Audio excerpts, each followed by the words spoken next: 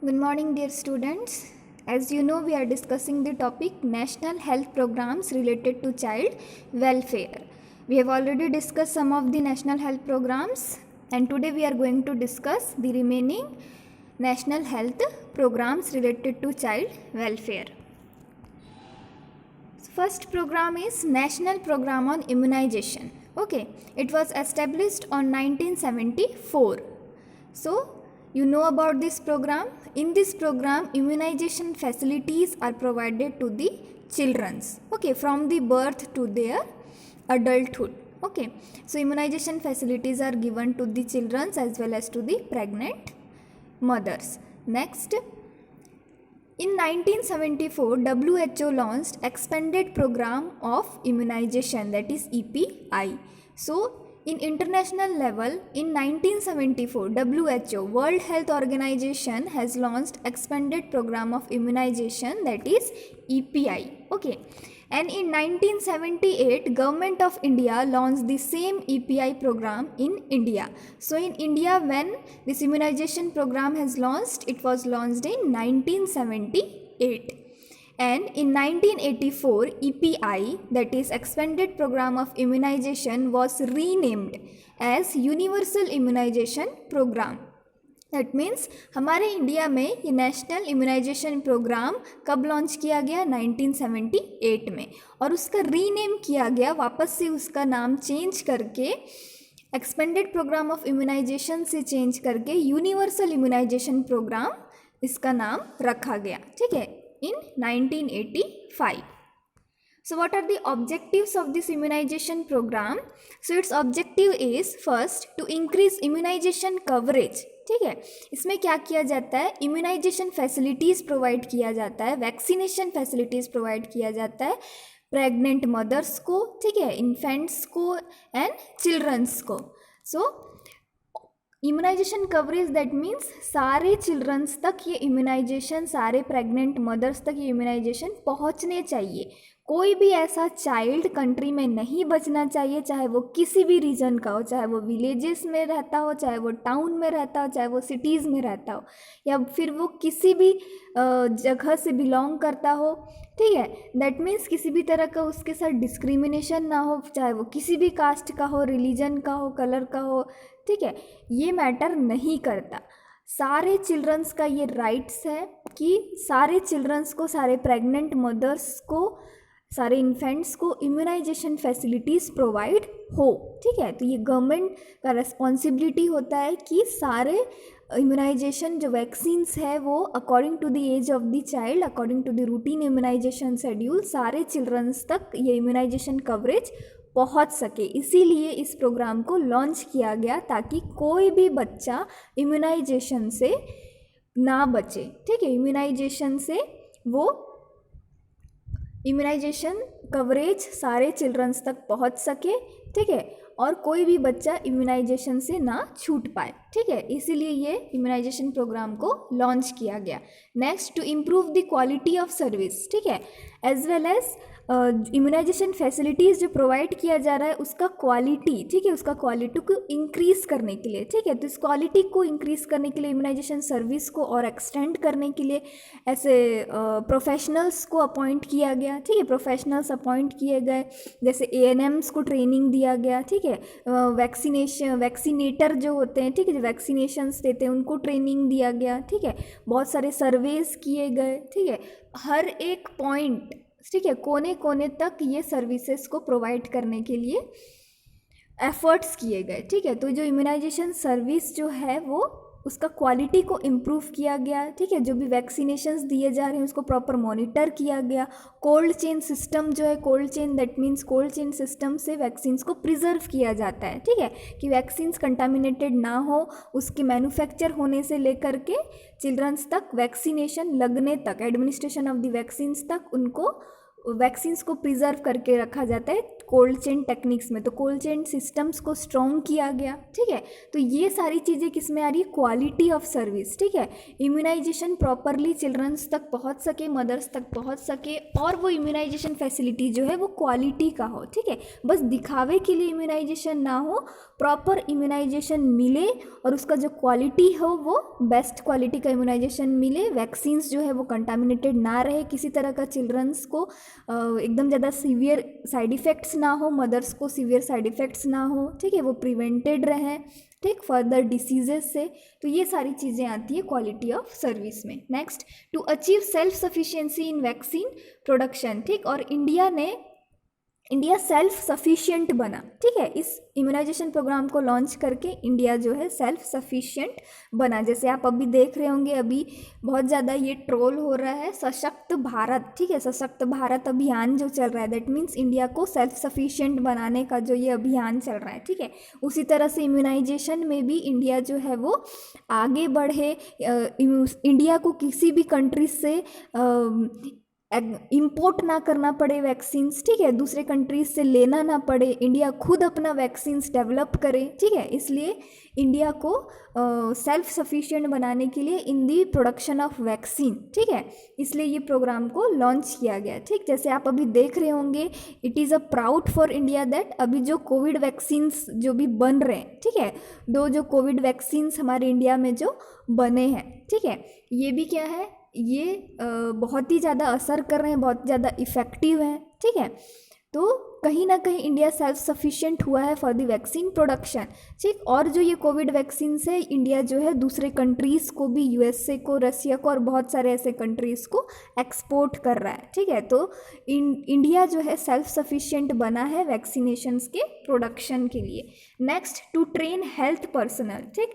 जब immunisation programmes launch किया गया तो इसमें जो भी एलिजिबल पर्सन्स थे, ठीक है, जैसे मेडिकल फील्ड से रिलेटेड हो गए या हेल्थ प्रोफेशनल्स हो गए, उनको ट्रेनिंग प्रोवाइड किया गया, ठीक है। ट्रेनिंग प्रोवाइड किया जाता है इस प्रोग्राम के थ्रू, ठीक है, हेल्थ वर्कर्स को, हेल्थ प्रोफेशनल्स को, ताकि वो एक effective and quality immunization service provide कर सके।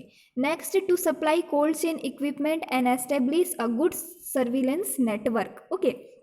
और इस प्रोग्राम के थ्रू एक अच्छा cold chain equipment, cold chain system को प्रॉपरली फॉलो किया जाता है, ठीक है। बहुत सारे ऐसे कोल्ड चेन इक्विपमेंट्स होते हैं, जैसे इम्यूनाइजेशन का जो रेफ्रिजरेटर होता है, ठीक है। आपने हॉस्पिटल्स में आप गए होंगे तो आप देखे होंगे कि इम्यूनाइजेशन जिसमें रखा जाता है, ठीक, उसके लिए एक अलग से एक कंटेनर होता है, अलग से एक रेफ्रिजरेटर होता है। तो ये क्या है, कोल्ड चेन इक्विपमेंट है, इक्विपमेंट, ठीक है, जिसमें प्रॉपर टेम्परेचर्स रहते हैं, ठीक है, और वैक्सीन्स को प्रिवेंट किया जाता है, उसको प्रिजर्व किया जाता है ताकि वो बाहर के टेम्परेचर के कांटेक्ट में ना आए, हॉट वेदर के कांटेक्ट में ना आए, सनलाइट के कांटेक्ट में ना आए। ये सारी चीज़ें क्या होती है, ये एनवायरमेंटल फैक्टर्स जो है वो वैक्सीन को डैमेज कर सकता है, उसको कंटामिनेट कर सकता है, ठीक।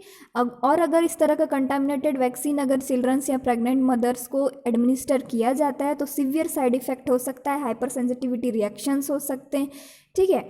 एंड पेशेंट जो है एनाफाइलेक्टिक शॉक पेशेंट को हो सकता है और पेशेंट का डेथ भी हो सकता है, ठीक है। तो ये सारी चीज़ें, ये सारी कॉम्प्लिकेशंस को प्रिवेंट करने के लिए, ठीक है, चिल्ड्रंस को ये सारी इन्फेक्शन से प्रिवेंट करने के लिए, ठीक, सीवियर रिएक्शन साइड इफ़ेक्ट से प्रिवेंट करने के लिए कोल्ड चेन सिस्टम जो है प्रॉपरली वर्क करना ज़रूरी है, ठीक है। तो इम्यूनाइजेशन के थ्रू कोल्ड चेन सिस्टम को प्रॉपरली मैनेज किया जाता है, कोल्ड चेन इक्विपमेंट्स जो है जो प्रिजर्व कर रहे हैं वैक्सीन्स को, वो प्रॉपरली फॉलो किया जाता है, प्रॉपरली मॉनिटर किया जाता है, ठीक है। और इसके लिए एक अच्छा गुड सर्विलेंस नेटवर्क स्टैब्लिश किया जाता है, दैट मीन्स जहाँ वैक्सीन मैन्युफैक्चर हुआ है, मान लो फार्मास्यूटिकल कंपनी में वैक्सीन जो है वो मैन्युफैक्चर हुआ, ठीक है, वहाँ से लेकर के जो पीएचसीज हो गए, CHC, sub centre, district hospital, means जो हेल्थ केयर सेंटर से वहाँ तक वैक्सीन्स पहुँचता है, ठीक। तो वो वैक्सीन्स जिस रूट से पहुँच रहे हैं, किस तरह से वो पहुँच रहे हैं, ठीक है, वो सारा चीज़ मैनेज किया जाता है। तो ये गुड सर्विलेंस नेटवर्क में आता है कि मैन्युफैक्चर से लेकर के हेल्थ सेंटर्स तक पहुँचते तक, एंड हेल्थ सेंटर्स में पहुँचने के बाद वैक्सीन को प्रिजर्व करने से लेकर के वैक्सीन को चाइल्ड या मदर को एडमिनिस्टर करने तक जो है ये नेटवर्क जो है, कोल्ड चेन नेटवर्क जो है, इसको प्रॉपरली मैनेज किया जाता है। ठीक है, next to ensure district wise monitoring. ठीक, इस प्रोग्राम के थ्रू वैक्सीनेशंस जो है, इम्यूनाइजेशन प्रोग्राम्स जो है, शेड्यूल जो है, उसको डिस्ट्रिक्ट वाइज मॉनिटर किया जाता है। इसके लिए इम्यूनाइजेशन ऑफिसर्स अपॉइंट किए जाते हैं, नोडल ऑफिसर्स अपॉइंट किए जाते हैं, जो इम्यूनाइजेशंस को प्रॉपरली वॉच करते हैं, सुपरवाइज करते हैं, मॉनिटर करते हैं कि किसी तरह का कोई गड़बड़ तो नहीं चल रहा है। ठीक है, वैक्सीनेशंस प्रॉपरली चिल्ड्रंस को हो रहे हैं या नहीं, या फिर सिर्फ रजिस्टर में मेंटेन हो रहा है और उनको वैक्सीन्स नहीं लग रहे हैं, ऐसा तो नहीं हो रहा। ठीक है, तो किसी भी तरह का कुछ भी अगर इश्यूज डेवलप हो रहा है, प्रॉपर इम्यूनाइजेशन हो रहा है या नहीं, cold chain properly system cold chain का मेंटेन कर रहे हैं कि नहीं, ये सारा चीज़, कहीं वैक्सीन्स को अननेसेसरी यूज़ तो नहीं किया जा रहा है। ठीक है, ये सारी चीज़ें जो है मॉनिटर किया जाता है। ठीक, तो डिस्ट्रिक्ट वाइज लेवल में ये सारी चीज़ें मॉनिटर की जाती है। So these are the objectives of the immunization programme. So here is the national immunization schedule. Okay, so in the national immunization schedule we will study about the various vaccines which are administered to the pregnant mother as well as to the children. So to the pregnant mothers, the tetanus toxoid vaccine is administered, that is TT vaccine. Okay, but in the latest, tetanus and diphtheria, combination of the TD, tetanus and diphtheria vaccine is administered to the pregnant mothers. Okay, and this TT vaccine or TD vaccine is administered in 2 doses. Okay, 2 dose में TT vaccine pregnant mother's को लगाया जाता है. ठीक है, जैसे ही mother conceive करती है, इन दी फर्स्ट प्रेगनेंसी है, अगर मदर कंसीव करी, वैसे ही उनको टीटी का फर्स्ट डोज लगाया जाता है. दैट इज़ 0.5 ml लगाया जाता है, इंट्रामस्कुलर लगाया जाता है, अपर आर्म में लगाया जाता है. ठीक है, उसके बाद फिर आफ्टर दी 4 वीक्स या फिर आप बोल सकते हैं 1 मंथ के बाद सेकेंड डोज लगाया जाता है. टीटी वैक्सीन अगर लग रहा है तो ठीक है, वो भी 0.5 ml लगाया जाता है, इंट्रामस्कुलर लगाया जाता है, and in the upper arm में लगाया जाता है. ठीक है, एंड अगर मदर जो है वो 3 ईयर्स के अंदर फिर से प्रेग्नेंट होती है, ठीक है, सेकेंड प्रेगनेंसी अगर है और फर्स्ट प्रेगनेंसी और सेकेंड प्रेगनेंसी के बीच का जो ड्यूरेशन है वो 3 ईयर्स के अंदर ही वो प्रेग्नेंट हो गई है. ठीक है, तो जो टीटी या टीडी वैक्सीन जो है उसमें चेंजेस रहता है डोजेस में, तब उनको ये 2 डोजेस नहीं लगाया जाता. अगर प्रीवियसली उसने 2 डोजेस रिसीव किया है वैक्सीन का तो और 3 ईयर्स के अंदर ही प्रेग्नेंट हुई है, तो उस लेडी को उस कंडीशन में सिर्फ टीटी का बूस्टर डोज लगाया जाता है. ठीक है, टीटी का बूस्टर डोज लगाया जाता है, सिर्फ एक ही डोज लगता है, टीटी का बूस्टर डोज लगाया जाता है. ठीक, वो भी इंट्रामस्कुलर लगाया जाता है in the upper arm. So that is the vaccination for the pregnant mother's.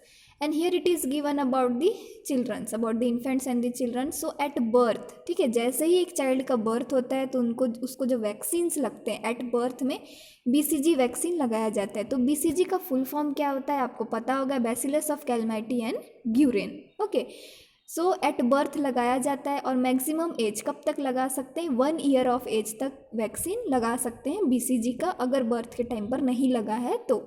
फिर मैक्सिमम एज लिमिट क्या होता है या डोज क्या होता है चाइल्ड का.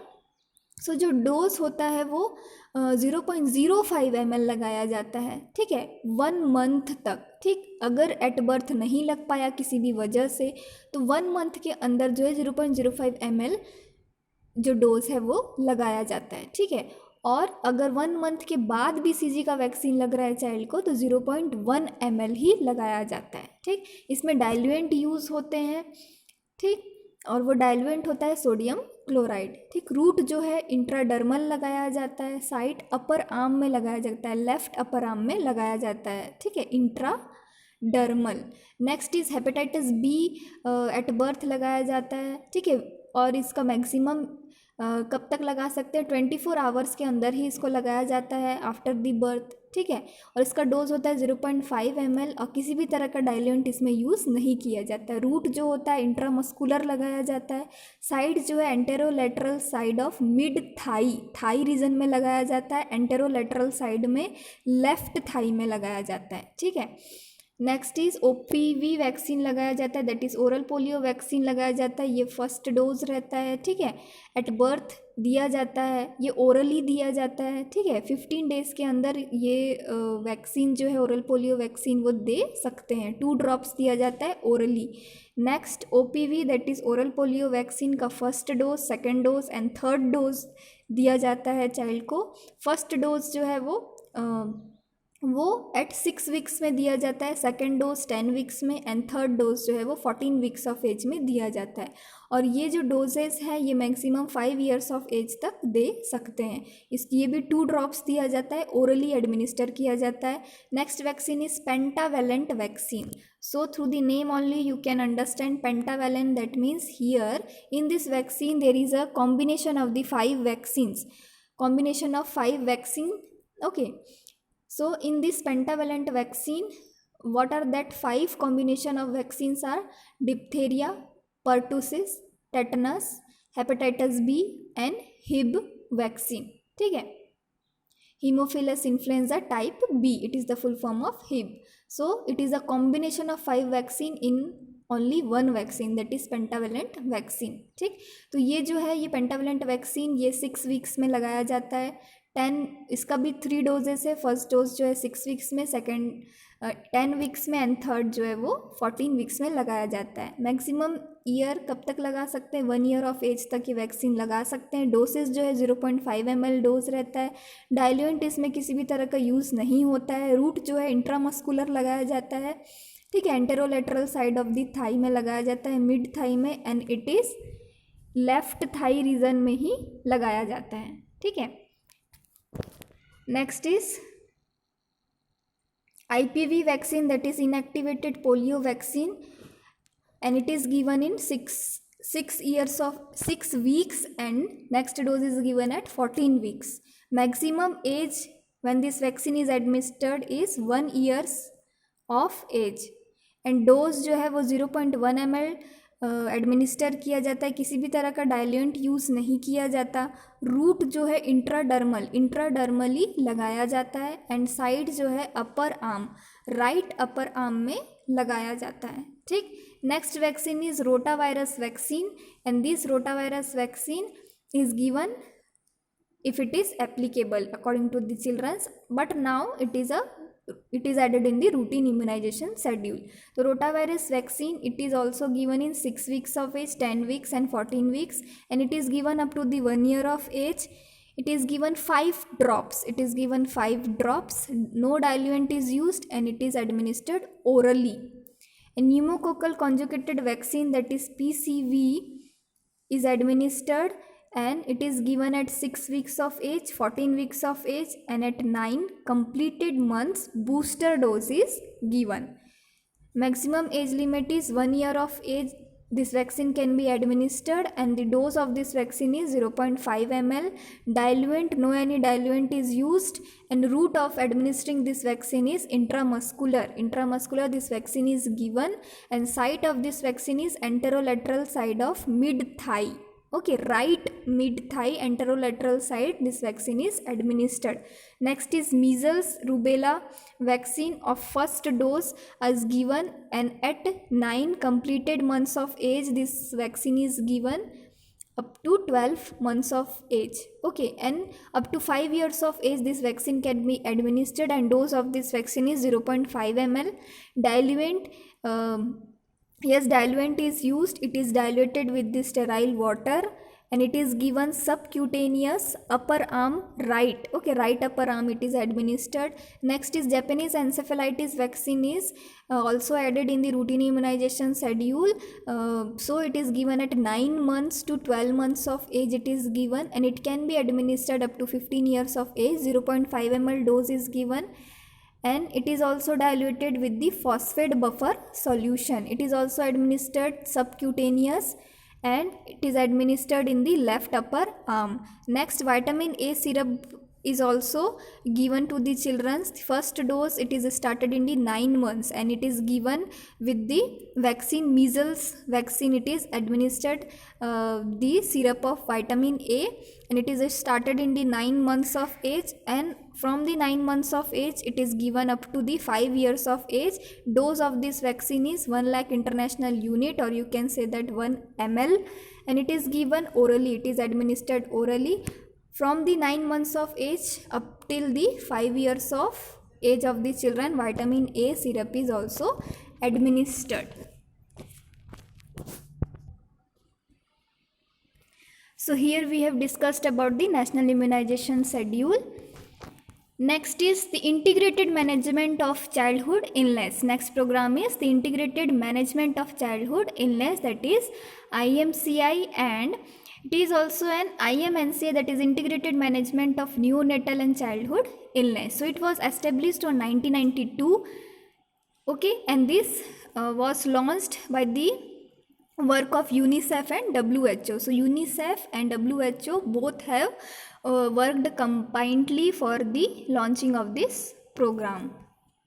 Components of this program is improvement of the case management skills of health providers. That means improvement करना, ठीक है, जो हेल्थ प्रोवाइडर्स हैं, जो हेल्थ प्रोफेशनल्स हैं, ठीक है, जो मैनेजमेंट या केयर प्रोवाइड कर रहे हैं चिल्ड्रंस को, ठीक है, उनके स्किल्स को इम्प्रूव करना, ठीक है, उनका जो स्किल्स है, उनका जो for example in our nursing profession, our nursing skills, okay, nursing skills को इंक्रीज़ करना, ठीक है। उसी तरह से जितने भी हेल्थ केयर प्रोवाइडर्स हैं, चाहे वो डॉक्टर्स हो, नर्सेज हो या किसी और भी फील्ड के हो, जो मेडिकल फील्ड से बिलोंग करते हो, हेल्थ केयर प्रोवाइड कर रहे, इम्यूनाइजेशन वैक्सीनेटर हो, इम्यूनाइजेशन से रिलेटेड हो, ठीक है, या रिहेबिलिटेशन से रिलेटेड हो, ठीक है, या साइकोलॉजी से रिलेटेड हो, जो भी हेल्थ केयर प्रोवाइडर्स हैं, जिस भी प्रोफेशन से रिलेटेड है, उनके स्किल्स को, उनका जो मैनेजमेंट करने का तरीका है, उनका जो केयर प्रोवाइड करने का तरीका है, वो सारी चीज़ों को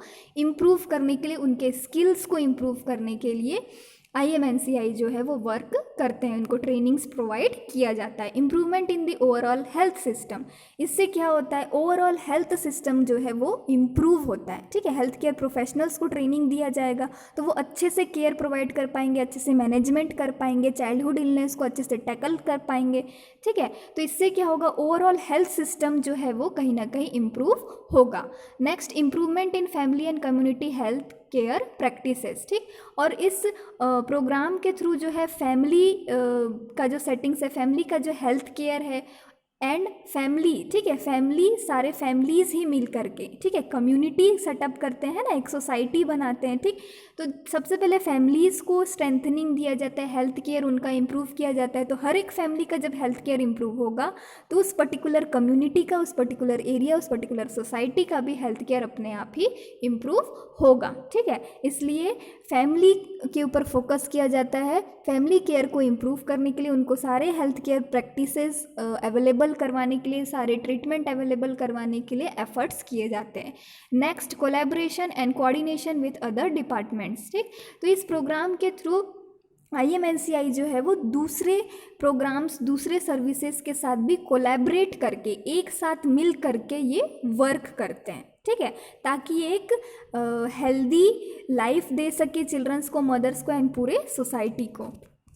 next is IMNCI beneficiaries, okay. So IMNCI के अंदर, ठीक है, कौन कौन से ऐसे पर्सन्स हैं जिनको बेनिफिट्स दिया जाता है, ठीक। तो care of new born and young infants, okay. IMNCI के अंडर में मेनली जो है वो केयर दिया जाता है न्यू बॉर्न बेबीज़ को, okay, new born that means neonates को, ठीक है, केयर प्रोवाइड किया जाता है, एंड यंग इन्फेंट्स को, ठीक है, यंग इन्फेंट्स को that means infant those who are under the 2 months of age, birth से लेकर के जो 2 months ऑफ एज तक के जो इन्फेंट्स हैं उनको केयर प्रोवाइड किया जाता है IMNCI के थ्रू। देन केयर ऑफ इन्फेंट्स, फिर इन्फेंट्स को केयर प्रोवाइड किया जाता है 2 months से लेकर के 5 years ऑफ एज के चिल्ड्रंस तक केयर प्रोवाइड किया जाता है। IMNCI के अंडर में ये जो है न्यू बॉर्न्स हो गए, यंग इन्फेंट्स हो गए एंड इन्फेंट्स हो गए, ये तीनों को केयर प्रोवाइड किया जाता है mainly. Next, what are the principles of IMNCI guidelines. ठीक है, क्या क्या प्रिंसिपल्स हैं जो IMNCI फॉलो करते हैं। ठीक है, IMNCI के कुछ गाइडलाइन सेटअप हैं।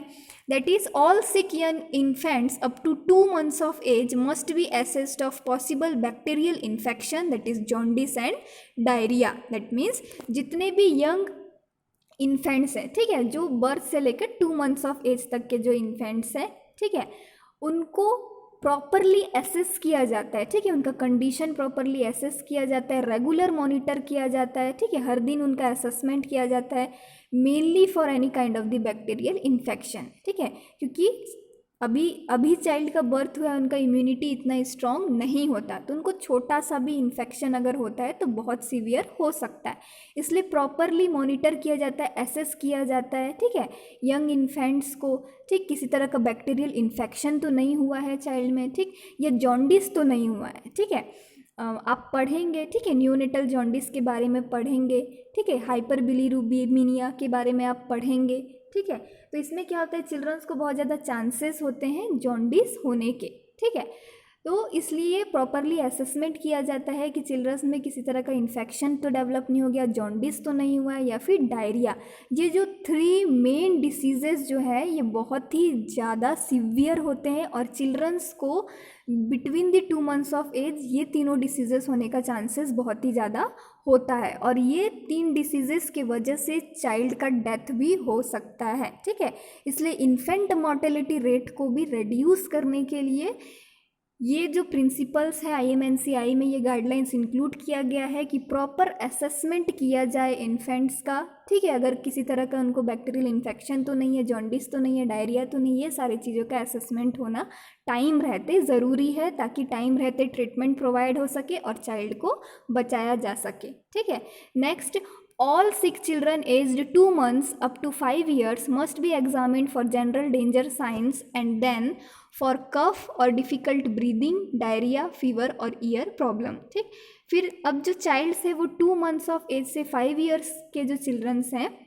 उनको प्रॉपरली एग्जामिन करना है। ठीक है, कुछ कुछ ऐसे डेंजर साइंस है जो चिल्ड्रंस में देखने को मिल सकते हैं। ठीक है, अगर उनको कफ है, बहुत ही ज़्यादा कफ है, कफ की वजह से उनको ब्रीथिंग डिफ़िकल्टी अगर डेवलप हो रहा है, ठीक है, ब्रीथिंग डिफ़िकल्टी डेवलप हो रहा है, या डायरिया हुआ है चाइल्ड को, या फीवर आ रहा है, बार बार उनको फीवर्स आ रहे हैं, या किसी तरह का ईयर प्रॉब्लम्स है चाइल्ड में, तो ये चीज़ों को 2 months to 5 years of child में ये सारी चीज़ों को एग्जामिन करना नेसेसरी है। ठीक है, next is all sick young infants and children 2 months up to 5 years must also routinely be assessed for nutritional and immunization status and feeding problems। ठीक, 2 months से लेकर 5 years तक के जो चिल्ड्रंस है, यंग इन्फेंट्स जो है और चिल्ड्रंस जो है, उनको रूटीनली असेस किया जाता है न्यूट्रिशनल सप्लीमेंट्स को लेकर के। ठीक है, उनका जो न्यूट्रिशन है, उनका जो डाइट है वो किस तरह का है। ठीक है, प्रोटीन डाइट होना बहुत ज़्यादा ज़रूरी है, और जो सारे न्यूट्रिशनल डाइट्स हैं वो इंक्लूडेड होना ज़रूरी है, ताकि किसी भी तरह का न्यूट्रिशनल डिफिशेंसी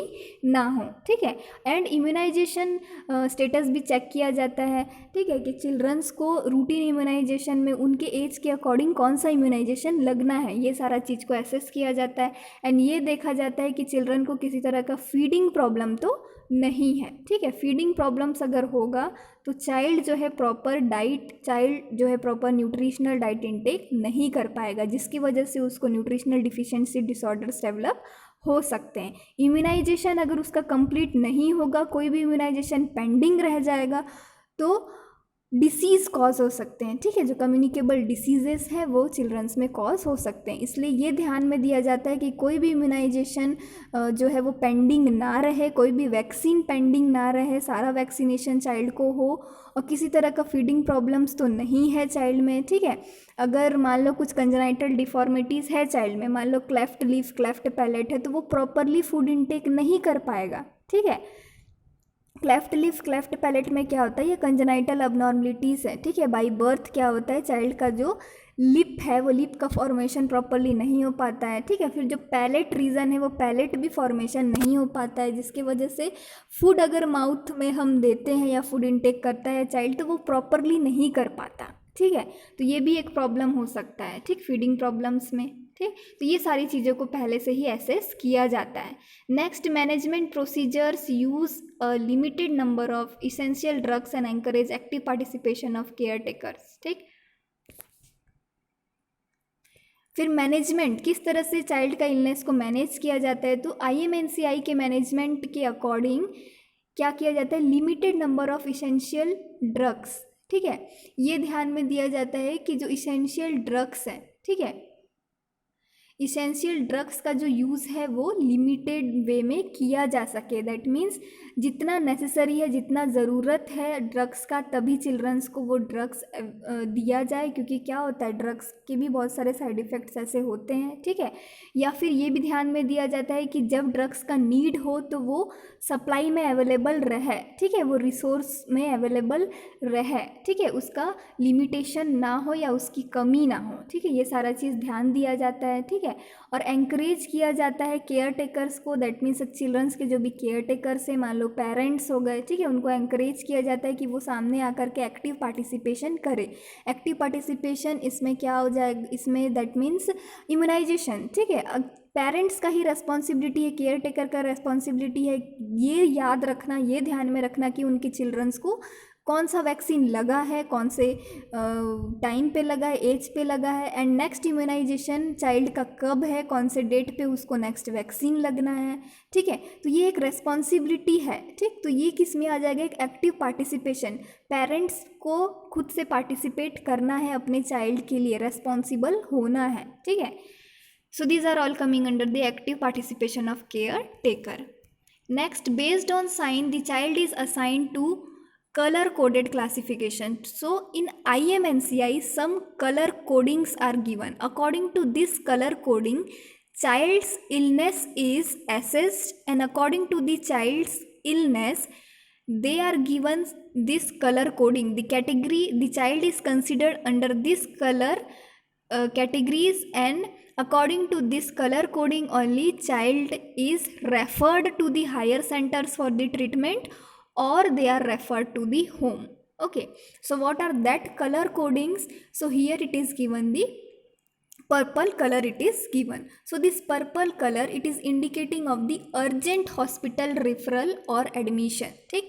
चाइल्ड को प्रॉपरली एसेस किया जाता है, IMNCI के गाइडलाइंस प्रोटोकॉल्स के अकॉर्डिंग चाइल्ड को एसेस किया जाता है। फॉर एग्जांपल, अगर चाइल्ड को डायरिया है, ठीक है, तो हम टर्गर प्रेशर चेक करते हैं, ठीक है, पिंच करके देखते हैं स्किन में, ठीक है। तो जो स्किन का जो टर्गर, ठीक है, टर्जिडिटी जो है, ठीक है, जो टर्जिडिटी हम चेक करते हैं, टर्जिडिटी प्रॉपर है या नहीं, ठीक है, पिंच करके देखेंगे चाइल्ड के स्किन को, अगर वो वापस से अपने नॉर्मल प्लेस में चला गया तुरंत, दैट मीन्स चाइल्ड जो है वो हाइड्रेटेड है, उसको बॉडी में वाटर की कमी नहीं हुई है, इतना ज़्यादा सीवियर नहीं हुआ है। अगर वो नहीं जाता है, टाइम लगता है स्किन फोल्ड्स को अपने नॉर्मल स्टेट में वापस जाने के लिए, दैट मीन्स टर्जिडिटी जो है वो वीक है चाइल्ड में जो है वो डिहाइड्रेशन डेवलप हो रहा है, ठीक है। और भी बहुत सारे ऐसी चीज़ें हैं जिससे एसेस किया जाता है। ये देखा जाता है कि चाइल्ड कितने बार जो है वो पास आउट किया है, दैट मीन्स डायरिया कितने बार चाइल्ड को हुआ है, हाउ मेनी टाइम्स हुआ है, ठीक है। और भी बहुत सारे ऐसी चीज़ें हैं जिससे IMNCI के प्रोटोकॉल और रूल्स के अकॉर्डिंग एसेस किया जाता है, ठीक है। अगर संकन आइज़ है, ये सारा चीज़ देखा जाता है, ठीक है। सो अगर प्रोटोकॉल या असेसमेंट के प्रोटोकॉल के अकॉर्डिंग ये पाया जाता है कि चाइल्ड सीवियर है, ठीक है, उसको हॉस्पिटलाइज करना पड़ेगा, तो उसको पर्पल कलर कोडिंग दिया जाता है और उसको अर्जेंट हॉस्पिटल के लिए रिफ़र किया जाता है या फिर उसको हॉस्पिटल में एडमिट किया जाता है।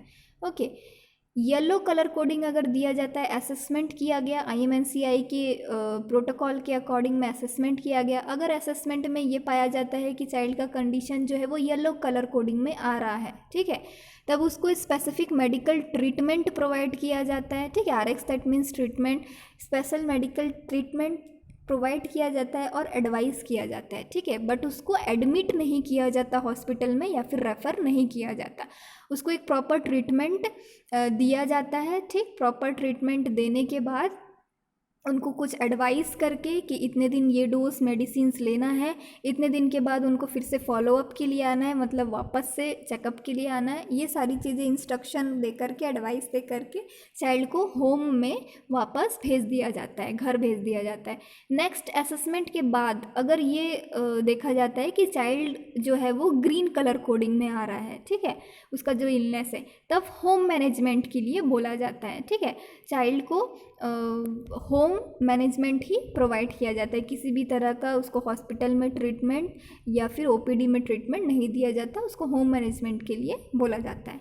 So all this are coming under the IMNCI colour codings. Okay, next program is Integrated Child Development Service Scheme, that is ICDS. So this ICDS, Integrated Child Development Service Scheme, it was launched in 1975. So target of this program is holistic development of children. Holistic development, that means overall development, comprehensive development. Okay, that means उनका physically development भी होना ज़रूरी है, nutritional, सारे nutritional benefits उनको मिलने हैं, nutritional development भी होना है, साइकोलॉजिकल डेवलपमेंट भी होना है चाइल्ड का, ठीक है, सोशल डेवलपमेंट भी होना है चाइल्ड का, ठीक है, प्रॉपर इम्यूनाइजेशन फैसिलिटीज़ चाइल्ड को मिलने हैं, प्रॉपर न्यूट्रिशनल फैसिलिटीज़ मिलना है, सारे डिसीज़ेस से चाइल्ड को प्रिवेंट करके रखना है, और अगर किसी तरह का इलनेस या डिसीज़ अकर हो गया तो उसको ट्रीटमेंट प्रोवाइड करना है। तो ये सारी चीज़ें जो है एक holistic care, holistic development of the childrens में आता है। नेक्स्ट ऑब्जेक्टिव, ये प्रोग्राम का मेन ऑब्जेक्टिव क्या है? To improve the nutritional and health status of children in the age group 0 to 6 years. Okay, इसमें क्या होता है, इस स्कीम के थ्रू, ठीक है, इस प्रोग्राम के थ्रू न्यूट्रिशनल बेनिफिट्स दिया जाता है चाइल्ड को एज वेल एज मदर्स को, ठीक है। हेल्थ स्टेटस ऑफ चिल्ड्रंस जो 0 to 6 ईयर्स ऑफ एज के अंडर में आते हैं, उनका हेल्थ स्टेटस को इम्प्रूव करने के लिए, ठीक है, क्योंकि ये 0 to 6 years of age group जो है बहुत ही ज़्यादा क्रिटिकल एज ग्रुप रहता है। इस एज ग्रुप में बहुत ज़्यादा इन्फेंट मोर्टेलिटी रेट देखा गया है, ठीक है। इन्फेंट मोर्टेलिटी रेट जो है वो बहुत ज़्यादा होता है क्योंकि उनको न्यूट्रिशनल बेनिफिट्स नहीं मिल पाते हैं, ठीक है, प्रॉपर इम्यूनाइजेशन नहीं हो पाता है, तो बहुत सारे डिसीजेस होने के चांसेस रहते हैं और उनका चिल्ड्रंस का बहुत जल्दी डेथ हो सकता है। तो 0 to 6 ईयर्स ऑफ एज जो रहता है वो चाइल्ड का बहुत ज़्यादा क्रिटिकल रहता है। तो 0 to 6 ईयर्स ऑफ एज के चिल्ड्रंस को IMNCI प्रोग्राम के अंडर में कंसिडर किया गया है, और इस IMNCI के अंडर में प्रेग्नेंट लेडीज़ को देन जो ब्रेस्ट फीडिंग लेडीज़ हैं, ठीक है, उनको भी इंक्लूड किया गया है, ठीक है, एंड एडोलेसेंट गर्ल्स को भी इसमें इंक्लूड किया गया है। Next objective is to reduce mortality and morbidity rates, malnutrition and school drop out, ठीक। इस IMNCI प्रोग्राम के अंडर में मॉर्टेलिटी रेट को रेड्यूस करने के लिए इसका मेन ऑब्जेक्टिव है, मेन गोल है, मॉर्बिडिटी रेट को रेड्यूस करने के लिए, डिसीजेस रेट को रेड्यूस करने के लिए, माल न्यूट्रिशन, किसी भी तरह का चाइल्ड में माल न्यूट्रिशन ना हो, न्यूट्रिशनल डिफिशिएंसी ना हो, ठीक है, प्रोटीन एनर्जी माल न्यूट्रिशन हो गया एंड अदर किसी भी तरह का माल न्यूट्रिशन ना हो चाइल्ड में, ये देखा जाता है, ठीक है, इसको प्रिवेंट किया जाता है। एंड स्कूल ड्रॉप आउट, ऐसे चिल्ड्रंस जो स्कूल से ड्रॉप आउट कर चुके हैं, जो स्कूल से नहीं जा रहे हैं, उनका प्रॉपरली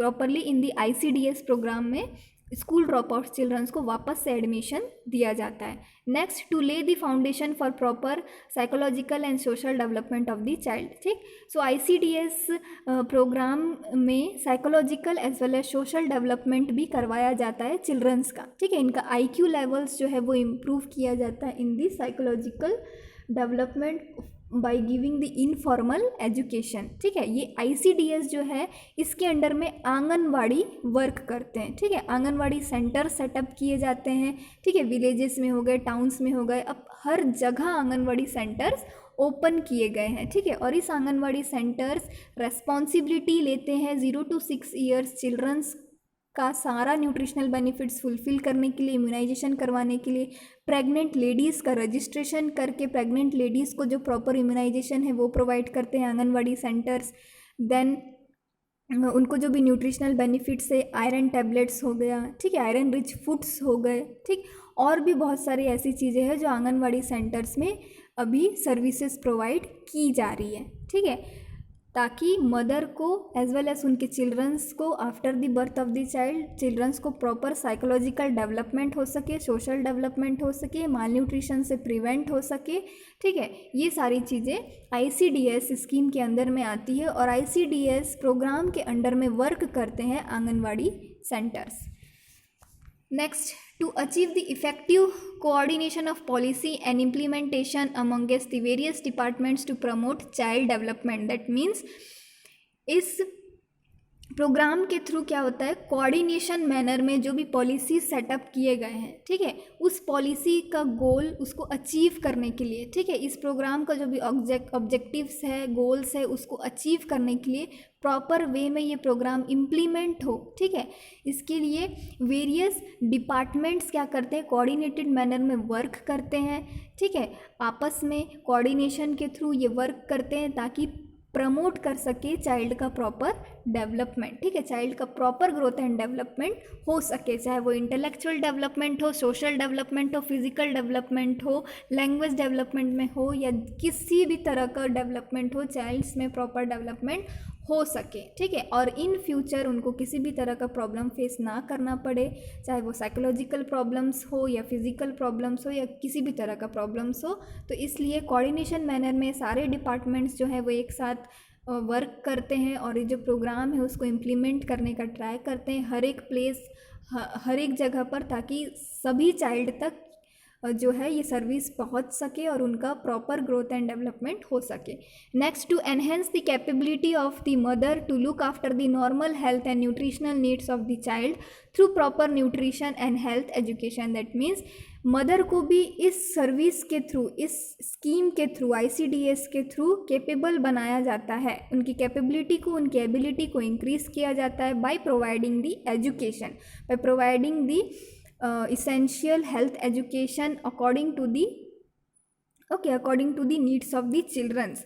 फॉर एग्ज़ाम्पल, एक नॉर्मल हेल्थ के लिए चाइल्ड्स को क्या क्या न्यूट्रिशनल नीड्स का ज़रूरत है, किस तरह का डाइट प्रोवाइड करना चाहिए मदर को, ठीक है, होम में किस तरह का वीनिंग करना चाहिए। Weaning that means complementary food after 6 months, 6 month तक जो है सिर्फ एक्सक्लूसिव ब्रेस्ट फीडिंग देना है। दैट मीन्स 6 मंथ तक सिर्फ मदर को जो है वो ब्रेस्ट फीडिंग प्रोवाइड करना है और उसके अलावा कोई भी ऐसा चीज़, कुछ भी फूड सप्लीमेंट या वाटर भी नहीं देना है। ठीक, फिर 6 मंथ्स के बाद जो है वीनिंग स्टार्ट होता है। That means complementary food, that means जो एक्स्ट्रा फूड जो है वो ब्रेस्ट फीडिंग के साथ साथ एक्स्ट्रा फूड्स जो चाइल्ड लेना स्टार्ट करते हैं उसको हम वीनिंग बोलते हैं या कॉम्प्लीमेंट्री फीडिंग्स बोलते हैं। ठीक, तो कॉम्प्लीमेंट्री फीडिंग या वीनिंग के बारे में एजुकेशन प्रोवाइड किया जाता है मदर्स को कि कौन से एज ग्रुप के चाइल्ड को किस तरह का फूड देना है, सेमी सॉलिड फूड देना है, लिक्विड डाइट देना है या फिर सॉलिड फूड देना है। ठीक है, तो कौन से एज ग्रुप में चाइल्ड को किस तरह का फूड जो है वो डाइजेस्ट हो सकता है, ये सारी चीज़ें जो है वो nutritional needs of the child में एजुकेशन प्रोवाइड किया जाता है मदर्स को।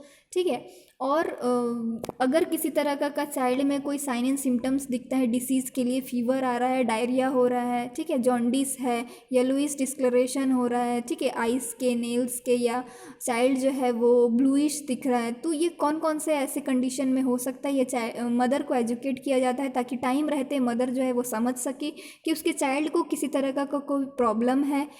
ठीक है, तो वो टाइम रहते वो मेडिकल अटेंशन ले सके और चाइल्ड सर्वाइव कर सके। Next, in the IMNCI, here it is given the beneficiaries, those who are getting the benefits of IMNCI service, and the children's, what are the services they are getting, it is given in this chart. So beneficiaries are children of below 3 years of age group. ठीक, जो child 3 years of age group से below आते हैं उनको कौन कौन से services provide किए जाते हैं IMNCI के थ्रू, ICDS के through, that is health checkup. ठीक है, हेल्थ चेकअप किया जाता है। 3 years एज ग्रुप के जो चाइल्ड्स हैं उनका इम्यूनाइजेशन फैसिलिटी प्रोवाइड किया जाता है, रिफरल सर्विसेज प्रोवाइड किया जाता है, and supplementary nutrition, that means complementary diets या फीडिंग्स या एक्स्ट्रा जो भी डाइट्स है वो प्रोवाइड किया जाता है। ठीक, in supplement. Next, children of 3 to 6 years of age group, ऐसे चिल्ड्रन जो 3 to 6 years of age group के अंडर में आते हैं उनको किस तरह का सर्विसेज प्रोवाइड किया जाता है। So non formal pre school education दिया जाता है। ठीक है, non formal that is also known as informal education दिया जाता है आंगनवाड़ी सेंटर्स में। ठीक है, उनका साइकोलॉजिकल डेवलपमेंट कराया जाता है, सोशल डेवलपमेंट करवाया जाता है, ठीक है, हेल्थ चेकअप किया जाता है, रूटीनली उनका हेल्थ चेकअप होता है, इम्यूनाइजेशन फैसिलिटीज़ प्रोवाइड किया जाता है, अगर नीड है तो रिफरल सर्विसेज प्रोवाइड किया जाता है, एंड सप्लीमेंट्री न्यूट्रिशन भी प्रोवाइड किया जाता है। Next, expected and nursing woman जो है, ठीक है, एक्सपेक्टेंट दैट मीन्स जो मदर्स जो प्रेग्नेंट है, ठीक है, नर्सिंग मदर दैट मीन्स जो ब्रेस्ट फीडिंग करवा रही है अपने चाइल्ड को, ठीक, उनके लिए क्या क्या सर्विसेज प्रोवाइड की जाती है। सो हेल्थ चेकअप किया जाता है, उनका इम्यूनाइजेशन दिया जाता है, ठीक है, प्रेग्नेंट लेडीज़ को टेटनस का, टेटनस टॉक्साइड का, then nutritional and health education दिया जाता है प्रेग्नेंट लेडीज़ को एंड नर्सिंग वुमन को, as well as supplementary nutrition के बारे में भी एजुकेशन प्रोवाइड किया जाता है, और सप्लीमेंट्री न्यूट्रिशन भी प्रोवाइड किया जाता है nursing women and expectant mothers को। Other women of 15 to 45 years of age अगर है, दैट मीन्स एडोलेसेंट गर्ल से लेकर के जो 45 ईयर्स तक की लेडीज़ हैं, ठीक है, वुमेंस है, उनको क्या प्रोवाइड किया जाता है ICDS के थ्रू। सो न्यूट्रिशनल बेनिफिट्स प्रोवाइड किया जाता है एंड हेल्थ एजुकेशन प्रोवाइड किया जाता है, ठीक है। तो एडोलेसेंट गर्ल्स से हमने पहले भी डिस्कस किया, उनके में आयरन डिफिशिएंसी अगर है, प्रोटीन डिफिशिएंसी अगर है, ठीक है, तो वो जब वो रिप्रोडक्टिव एज में आएगी तो कहीं ना कहीं उनको कंसीव करने में प्रॉब्लम होगा, ठीक है, कंसीव करने में प्रॉब्लम होगा तो डिलीवरी में प्रॉब्लम होगा, एंड चिल्ड्रंस को कहीं ना कहीं वो सारा चीज़ फेस करना पड़ेगा, तो वो हेल्दी चाइल्ड का बर्थ नहीं दे पाएंगी, ठीक है, नहीं कर पाएंगे। इसलिए एडोलेसेंट्स गर्ल्स को प्रीफर किया गया है कि उनमें किसी भी तरह का आयरन डिफिशिएंसी है तो उसको रिप्रोडक्टिव एज में आने से पहले ही ट्रीट किया जाए, ठीक है, सारा प्रोटीन उनको दिया जाए, किसी भी तरह का उनमें न्यूट्रिशनल डिफिशिएंसी ना हो, किसी भी तरह का डिसीजेस ना हो, ताकि वो जो डिसीजेस है या न्यूट्रिशनल डिफिशिएंसी जो है वो चिल्ड्रंस में किसी भी तरह से ना पहुँचे, ठीक है। I have already said that because a healthy mother only give rise to a healthy child, इसीलिए एडोलेसेंट गर्ल्स को प्रीफर किया जाता है ताकि जब वो रिप्रोडक्टिव एज में आए, जब वो कंसीव करे, जब वो प्रेग्नेंट हो, तो वो एक हेल्दी मदर हो, ठीक है, हेल्दी मदर होगी तभी एक हेल्दी चाइल्ड को बर्थ दे सकेगी, ठीक। 45 ईयर्स ऑफ एज तक आते आते मेनोपॉज होता है, ठीक है, फीमेल्स जो है उनमें मेनोपॉज होता है, ठीक है, मेनोपॉज होने के बाद जो उनमें बहुत सारे ऐसे कंडीशंस डेवलप होते हैं, ठीक है, आर्थराइटिस का प्रॉब्लम हो गया, ऑस्टियोपोरोसिस हो गए, ठीक है, दैट मीन्स बोन प्रॉब्लम्स होते हैं, जॉइंट प्रॉब्लम्स होते हैं, बहुत सारे ऐसे और भी अदर हार्मोनल इम्बैलेंस की वजह से प्रॉब्लम्स डेवलप होते हैं, ठीक है। तो उनको प्रॉपर न्यूट्रिशनल बेनिफिट्स देना, उनको इस सारी चीज़ों के बारे में हेल्थ एजुकेशन देना नेसेसरी होता है, ठीक, इसलिए इसमें adolescent girls from 15 years of age से लेकर के जो एल्डर वुमन से 45 ईयर्स तक को इंक्लूड किया गया है। Next programme is control of diarrhoeal disease, that is diarrhoeal disease control programme भी आप बोल सकते हैं। It was launch in 1971। So what are the strategies of this programme is to train medical and other health personnel in standard case management of diarrhoea, ठीक, इसमें भी medical health personnels को training provide किया जाता है कि किस तरह से मैनेजमेंट करना है, अगर डायरिया का कंडीशन डेवलप होता है चिल्ड्रंस में तो किस तरह से उसको मैनेज करना है, okay. Promote standard case management practices amongst private practitioners, ठीक है, प्राइवेट प्रैक्टिशनर्स जैसे कि जो हॉस्पिटल्स में वर्क ना करते हो, अपना जो खुद का नर्सिंग होम है या प्राइवेट क्लिनिक्स तो सेटअप करते हैं, ठीक है, तो उनको एक standard case management practice provide किया जाता है, ट्रेनिंग प्रोवाइड किया जाता है, ताकि अगर चाइल्ड उनके पास आता है किसी भी तरह के ट्रीटमेंट के लिए तो प्राइवेट प्रैक्टिशनर्स के पास क्या क्या चीज़ें अवेलेबल होनी चाहिए, ठीक है, ताकि वो एक प्रॉपर मैनेज कर सके उस केस को, उस इलनेस को, ठीक है।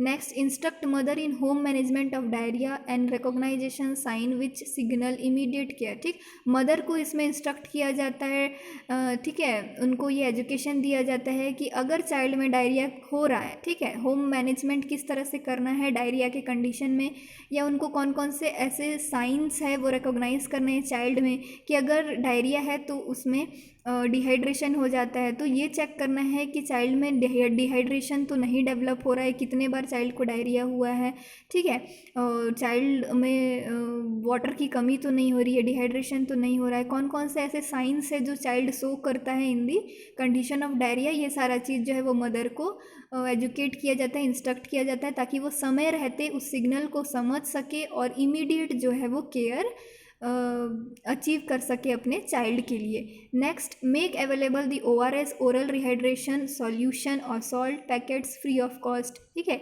इस प्रोग्राम के थ्रू जो है ORS का जो पैकेट है, ठीक है, आप बहुत ही ज़्यादा फेमिलियर होंगे ORS से, ठीक है, सो ORS के जो पैकेट्स है ये फ्री ऑफ कॉस्ट जो है अवेलेबल कराया जाता है, ठीक है, मदर्स को फॉर देयर चिल्ड्रंस, ठीक। नेक्स्ट, अगर डायरिया का कंडीशन है तो ORS से क्या होगा, डिहाइड्रेशन नहीं होगा, ठीक है, चाइल्ड प्रिवेंट हो सकेगा, ठीक है, फर्दर शॉक में जाने से, ठीक है, इसलिए ORS का सॉल्यूशन देना चिल्ड्रंस में बहुत ही ज़्यादा ज़रूरी है, ठीक। नेक्स्ट इज ट्रीटमेंट, क्या क्या ट्रीटमेंट्स है जो डायरिया के कंडीशन में प्रोवाइड किया जाता है। The rational treatment of diarrhoea consist in prevention of dehydration in by oral rehydration therapy, that means ORS, ठीक। इसमें जो मेन ट्रीटमेंट दिया जाता है वो चिल्ड्रंस के लिए ORS सॉल्यूशन प्रोवाइड किया जाता है, ठीक है। जो डायरिया का कंडीशन डेवलप हुआ है उसमें डिहाइड्रेशन ना हो, चाइल्ड डिहाइड्रेशन में ना जाए। अगर डिहाइड्रेशन में चाइल्ड चले जाएगा तो हाइपोवोलेमिक शॉक होगा, ठीक है। अगर चाइल्ड हाइपोवोलेमिक शॉक में चला जाता है तो चाइल्ड का डेथ भी हो सकता है। इसीलिए चाइल्ड में हाइड्रेटेड रहना, चाइल्ड का बॉडी हाइड्रेटेड रहना, दैट मीन्स उसमें वाटर का बैलेंस प्रॉपरली रहना ज़रूरी है। तो ये सारी चीज़ें जो है, water as well as electrolyte का बैलेंस रहना ज़रूरी है, ठीक है। इसलिए ORS प्रोवाइड किया जाता है, क्योंकि ORS सॉल्यूशन क्या है, ये कि इलेक्ट्रोलाइट है, इलेक्ट्रोलाइट सॉल्यूशन है, okay. Next is breast feeding should be continued. अगर चाइल्ड को डायरिया हो रहा है तो मदर को ये इंस्ट्रक्ट करना चाहिए कि उसको चाइल्ड को बार बार ब्रेस्ट फीडिंग करवाना है, ठीक है, ब्रेस्ट फीडिंग उसका कंटिन्यू रखना है। ऐसा कोई भी मिथ्स के बारे में नहीं सोचना है। मिथ्स दैट मीन जो नेगेटिव थॉट्स जो डेवलप किए गए हैं, ठीक है, कि डायरिया के टाइम पर दूध नहीं पिलाना है चाइल्ड को, ब्रेस्ट फीडिंग नहीं देना है वरना डायरिया और ज़्यादा होता है, ऐसा कुछ भी नहीं होता। It is only one kind of a myth, okay. तो ये ऐसा चीज़ों पर विश्वास नहीं करना है और मदर को इंस्ट्रक्ट करना है कि वो चाइल्ड को ब्रेस्ट फीडिंग करवाते रहे, ताकि चाइल्ड में जो है वो डिहाइड्रेशन का कंडीशन डेवलप ना हो। और ब्रेस्ट फीडिंग में आप जानते हैं बहुत सारे ऐसे इसेंशियल न्यूट्रिएंट्स प्रेजेंट होते हैं, ठीक है, तो चाइल्ड को बेनिफिट्स हो सकते हैं during the diarrhoea. Next, in dysentery given cotrimoxazole in addition to ORS, if unsatisfactory response then nalidixic acid is given for 5 days, ठीक।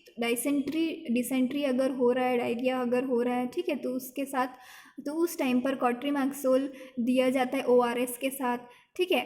इसमें बहुत सारे ऐसे अदर क्लासिफिकेशंस ऑफ ड्रग्स भी दी जाती है, जैसे कि मेट्रोनिडाजोल हो गया, ठीक है, मेट्रोनिडाजोल, मेट्रो, ठीक है, ये सारे चीज़ दिए जाते हैं, ठीक है। एनालिस्टिक एसिड दिया जाता है, ठीक है। तो डायरिया के टाइम पर जो है वो जिंक ऑक्साइड, ठीक है, जिंक का सप्लीमेंट देना बहुत ज़्यादा ज़रूरी होता है, ठीक है। Next, any programme for diarrhoeal disease control must include provision of portable water, ठीक है।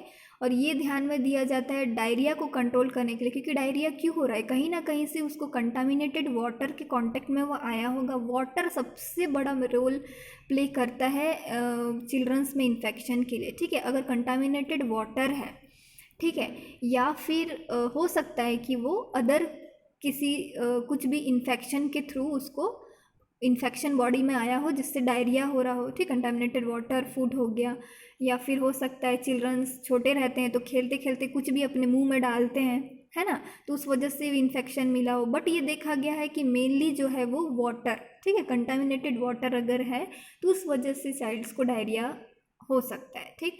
तो इस प्रोग्राम के थ्रू ये चेक किया जाता है कि पोर्टेबल वाटर फैसिलिटीज़ प्रोवाइड किया जाए, एक sufficient safe drinking water facilities provide किया जाए। Next is parent must be educated regarding, ठीक है, storage of water and food in clear utensils, ठीक। पेरेंट्स को एजुकेट किया जाता है कि जो उनका वाटर जहाँ पर भी वो स्टोर करके रख रहे हैं, ठीक है, जो भी वो ड्रिंकिंग पर्पस के लिए यूज़ कर रहे हैं, स्पेशली वो जो वाटर है वो उसका जो स्टोरेज है वो प्रॉपरली क्लीन यूटेंसिल्स में करे। यूटेंसिल्स जो है प्रॉपरली वॉश होना चाहिए, क्लीन होना चाहिए, ठीक है, ढककर रखना चाहिए वाटर को, ठीक है, या फिर बॉइल्ड वाटर देना चाहिए, ठीक है। चिल्ड्रंस को बॉइल्ड वाटर प्रीफर किया जाता है ताकि किसी भी तरह का कंटामिनेशन ना रहे। फूड जो भी हम यूज़ कर रहे हैं, चाहे चिल्ड्रंस के लिए जो भी फूड इनटेक कर रहे हैं, वो प्रॉपर क्लीन यूटेंसिल्स में रखा जाए, कवर करके रखा जाए, ठीक है। और बासी फूड या फिर जो हमेशा जो है वो फ्रेश फूड ही अवेलेबल करवाना चाहिए चाइल्ड को, ठीक है। नेक्स्ट जो है कंटिन्यू हो ब्रेस्ट फीडिंग, ठीक है, ब्रेस्ट फीडिंग कंटिन्यू रखना चाहिए। Using of only freshly prepared weaning food, ठीक है, here it is already given that freshly prepared weaning food means जो भी फूड मदर जो प्रिपेयर कर रही है चाइल्ड के लिए वो फ्रेश हो, तुरंत प्रिपेयर करके उसको तुरंत चिल्ड्रंस को प्रोवाइड करना है। ऐसा नहीं है कि 2-3 घंटा पहले बनाया हुआ फूड को रखे हैं उसके बाद फिर उसको पूरा दिन भर यूज़ कर रहे हैं, ऐसा नहीं, ठीक। तो एक प्रॉपरली तुरंत फूड बना करके फ्रेशली उनको चिल्ड्रंस को प्रोवाइड करना चाहिए। Next, washing of hands with soap before handling food. हमेशा ये ध्यान में रखना चाहिए जो भी फूड प्रिपेयर कर रहे हैं, चाहे वो मदर हो, चाहे वो फादर हो, या कोई भी मेंबर हो, ठीक है, वो प्रॉपरली हैंड वॉशिंग करे, ठीक है, फूड को हैंडल करने से पहले, फूड को प्रिपेयर करने से पहले, या फीडिंग करवाने से पहले चिल्ड्रंस को। ओके, तो ये सारी चीज़ों को अगर हम फॉलो करेंगे तो चिल्ड्रंस को कहीं ना कहीं डायरिया से प्रिवेंट कर सकते हैं। और अगर चाइल्ड डायरिया से प्रिवेंट होगा तो जो मॉर्टेलिटी रेट है वो डिक्रीज़ हो सकता है, ठीक है, क्योंकि ये देखा गया है कि चिल्ड्रंस जो है बहुत ज़्यादा जो है उनका डेथ होता है डायरिया के कंडीशन के कारण ही, डायरिया के कारण ही चिल्ड्रंस का बहुत ज़्यादा डेथ होता है, ठीक है। तो इसको प्रिवेंट करने के लिए ये प्रोग्राम लॉन्च किया गया ताकि चाइल्ड जो है वो डायरिया से प्रिवेंट हो सके और डेथ से भी, मॉर्टेलिटी रेट भी जो है वो कम हो सके। So thank you students, I hope you have understood some of these national programs. Please take precaution for COVID-19. Stay safe and stay healthy.